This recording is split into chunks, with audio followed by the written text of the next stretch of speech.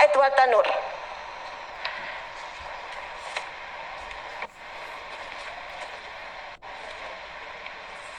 Baik, selamat siang untuk kita semua. Terima kasih Ibu Ketua, anggota Komisi 4, Pak Menteri beserta jajarannya. Mungkin dari fraksi PKB cukup singkat saja karena permasalahannya sudah banyak yang dibahas. Tapi yang paling penting, yang pertama dan utama, saya menyampaikan apresiasi untuk Kementerian Pertanian karena manfaat dari bantuan Al-Sintan itu sangat-sangat dirasakan bagi para petani yang ada di NTT. Itu luar biasa. Dan juga program P2L itu juga luar biasa, dahsyatnya itu. Ibu-ibu rumah tangga nggak ngerumpi aja sekarang. Udah mulai tanam sayur, makan enak, nggak berkelahi lagi sama suaminya. Karena, karena udah membantu ekonomi keluarga. Hanya saya Pak Edward, tapi yang ngerumpi itu bapak-bapak juga, nggak hanya ibu-ibu. Bapak-bapak kebanyakan ngerumpi politik, Bu. Politik. Jadi target saya lihat ini pertanian menuju kepada swasembada pangan. Karena baik, ini arahnya baik dan petani semangat sekarang, Pak. Kalau dulu dia harus mau panen harus siapkan dana yang cukup besar, sekarang baik dari loss hasil panennya juga kecil sekali dan mereka semangat. Di samping mereka kagum akan teknologi dan juga mereka mendapatkan hasil yang lebih baik. Mengenai P2L, Pak, saya mungkin sampaikan di sini saja bahwa kabit-kabit yang di lapangan, Pak, apakah bisa rekeningnya kelompok dia yang pegang? Bisa atau tidak, menyalahi atau tidak rekening kelompok dia yang pegang. Kalau dia memberikan rekomendasi, oke, melalui suatu pemeriksaan dulu, verifikasi hasilnya. Tapi ini rekeningnya dia yang pegang. Dan satu lagi, belanja, maksudnya membelanjakan uangnya itu dia yang tentukan. Ada malah kwitansinya diambil dari toko, dia yang tulis kwitansinya. Tokonya cap aja. Saya bilang ini cari masalah buat kementerian atau buat dinas ini, kan tidak boleh. Uang itu dibuka atas nama rekening kelompok, otomatis nanti pertanggungjawabannya kan kelompok. Ini saya sedih sekali, cuma saya bilang, kita ngomong dengan orang nggak paham aturan percuma. Jadi saya ngomong saja dalam rapat sehingga ke depan kita bisa perbaiki. Kita senang bahwa bantuan ini bisa membantu rakyat, tapi di sisi lain oknum-oknum tertentu ini yang menghalangi. Saya bilang kamu nggak tahu ya, daya serap anggaran sekarang Kementerian Pertanian itu rendah.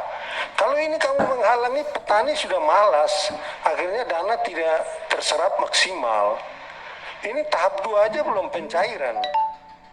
Padahal orang duit mau ambil dari mana nih, stunting ini orang nggak kerja. Ketiga, salah satu yang sangat saya senang juga itu sekarang BIMTEK dari pertanian penyuluhan sangat membantu. Jadi itu yang kalau kita ngomong agak ngawur sedikit, kalau orang bodok biar kita kasih mobil trek juga dia nggak mau, dia pikul aja, dia saya jalan kaki aja.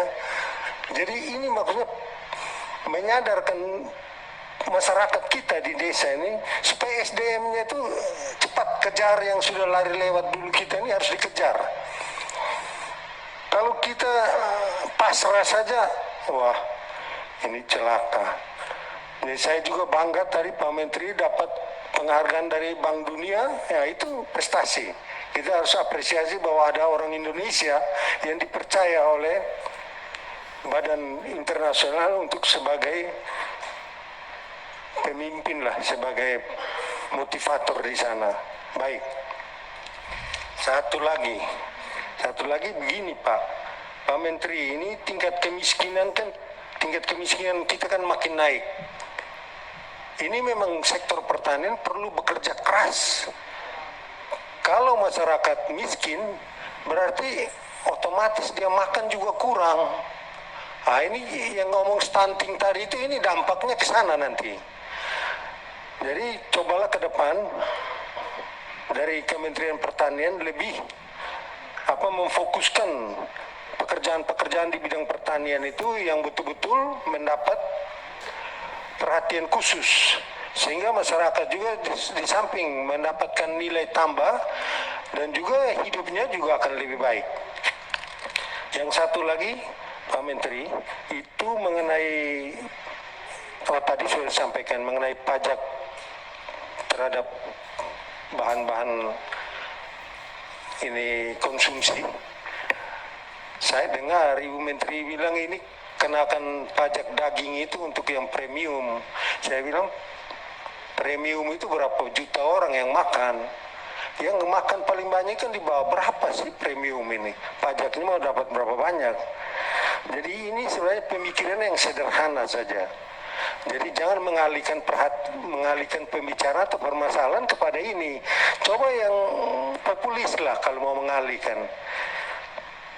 Dan yang satu lagi terkait ada informasi entah benar atau belum, kita belum tahu pasti, bahwa di Kalimantan Tengah itu ada pembukaan lahan sebesar 2.000 hektar, tapi itu ditolak oleh masyarakat karena masalahnya lahan yang dibuka itu pada tanah-tanah yang sudah milik masyarakat yang sudah ada sertifikat, dan di situ ada tempat tinggal mereka. Kalau seandainya mereka digusur atau dikeluarkan dari situ, mereka mau kemana?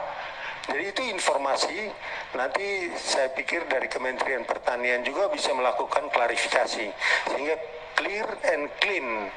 Jangan terjadi isu-isu yang menyimpang atau negatif membuat kerja-kerja Presiden Jokowi juga semakin berat, apalagi mau menuju kepada tahun politik 2024. Jadi kami Komisi 4 juga perlu memberikan satu keamanan dan kenyamanan kepada masyarakat, bekerja sama dengan kementerian-kementerian. Habis yang satu lagi, Dua atau satu lagi, Pak? satu betul, satu sudah.